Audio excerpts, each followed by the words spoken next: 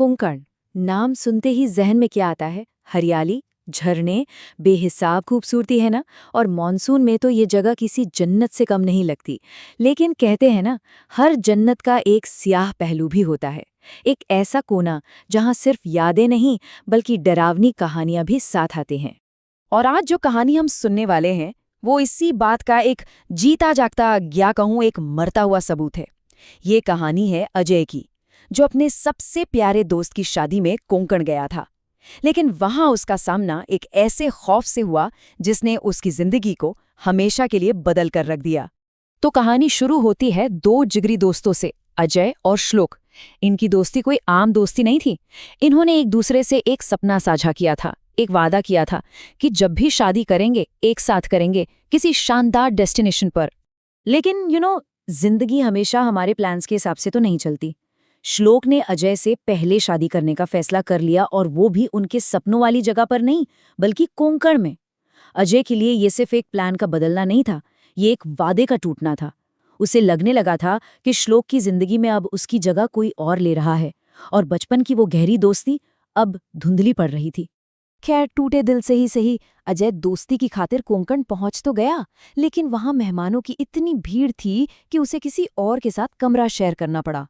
अब ये छोटी सी बात बस ये आखिरी तिनका साबित हुई। उसका दबा हुआ सारा गुस्सा फूट पड़ा और उसने श्लोक से साफ साफ कह दिया, मुझे मेरा अलग कमरा चाहिए, वरना मैं अभी के अभी वापस जा रहा हूं।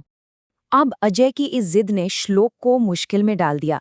थोड़ी देर झिझकने के बाद उसने एक हल सुझाया। पास में ही खाली घर था, लेकिन उस घर के खाली होने की वजह पैसों की कमी नहीं थी, वजह कुछ और ही थी।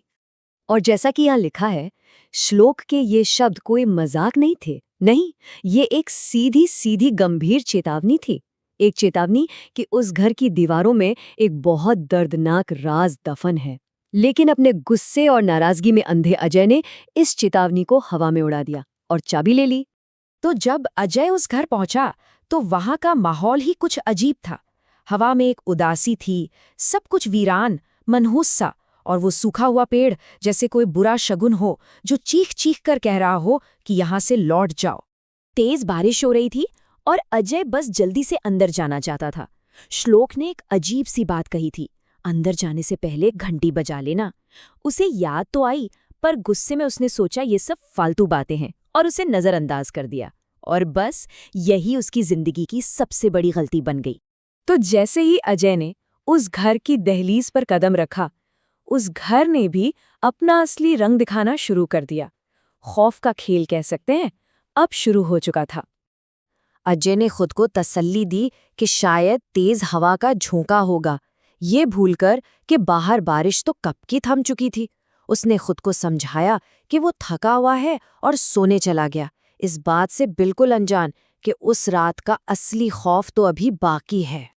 आधी रात का वक्त अजय की नींद टूटती है, किसी के चीखने चिल्लाने की आवाज से।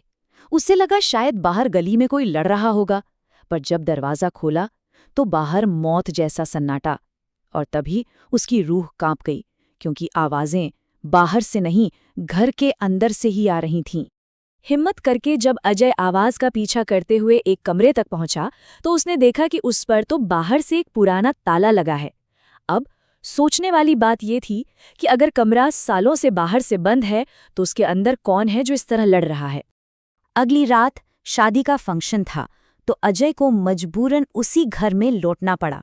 उसे क्या पता था कि इस बार वो घर अपने सारे राज खोलने वाला था, और वो भी सबसे भयानक तरीके से। अंदर से फिर वही लड़ने की आवाजें। इस बार अजय ने हिम्मत की और घर के बाहर जाकर उस बंद कमरे की खिड़की से झांका, और ठीक उसी वक्त आसमान में बिजली कड़की।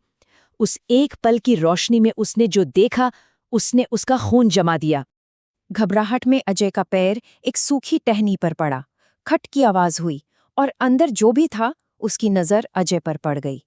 उस साये ने अजय की आंखों में घूरते हुए चीखा, मुझे यहां से बाहर निकालो। अजय के तो होश ही उड़ गए। वो बस भागा, अपनी जान बचाने के लिए भागा। भागते भागते उसकी नजर पास के कुएं पर पड़ी। वही कुआं जो कल तक ढका हुआ था पर आज खुला था, और उसके अंदर एक औरत की लाश तैर रही थी, जिसकी पीठ पर खंजर के अनगिनत निशान थे। इससे पहले कि अजय का दिमाग कुछ समझ पाता, उस लाश ने अपनी आंखें खोली, सीधा अजय की तरफ देखा और ये खौफनाक शब्द कहे, और इतना कहते ही वो लाश खामोशी से वापस पानी में समा रही।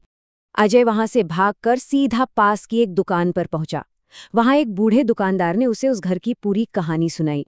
ये कहानी थी एक पति पत्नी की, जिनकी आत्माएं आज भी उस घर और कुएं में कैद हैं और हर रोज अपनी दर्दनाक मौत को दोबारा जीती हैं। कहानी यहाँ खत्म नहीं होती, बल्कि उस घर का खौफ तो खत्म हो गया, लेकिन असली खौफ तो अब अजय की जिंदगी में शुरू होने वाला था। उस एक रात का जख्म उसकी आत्मा पर हमेशा के लिए एक निशान छोड़ने वाला था। जब अजय ने कांपते हुए श्लोक को सारी बात बताई, तो श्लोक को अपनी गलती का गहरा एहसास हुआ। उसने माना कि हाँ, उसने ये कहानियां सुनी तो थी, पर हमेशा बड़े बुजुर्गों का वहम समझकर टाल दिया। कभी यकीन नहीं किया कि ये सच भी हो सकती हैं। उस दुकानदार ने पति की आत्मा को हवीस का नाम दिया था। हवीस यानी एक ऐसी गुस्सैल और जुनूनी आत्मा जो अपने घर में किसी भी मर्द को बर्दाश्त नहीं कर सकती, क्योंकि उसे लगता है कि वही उसकी पत्नी का कातिल है। अब श्लोक के पछतावे और तसल्ली के बावजूद अजय उस रात को कभी भुला नहीं सका। वो आवाजें, वो मंजर उसके जहन में कैद हो गए। हर परछाई में उसे वो हवीस नजर आता, हर खामोशी में उसकी चीख सुनाई देती। वो जख्म अब एक नासूर बन चुका था, और धीरे धीरे उस खौफ ने अजय की हकीकत और वहम के बीच की लकीर को पूरी तरह मिटा दिया। जो लड़का अपने दोस्त की शादी की खुशियों में शरीक होने गया था, उसकी अपनी जिंदगी एक अंधेरे कमरे की तन्हाई में हमेशा के लिए कैद होकर रह गई। तो अजय की कहानी हमें इस सवाल पर लाके छोड़ देती है, क्या खौफ के जख्म इतने गहरे हो सकते हैं कि वो कभी भरे ही नहीं? इसका जवाब शायद इस बात पर निर्भर करता है कि उस इंसान ने उस अंधेरे में आखिर देखा क्या है।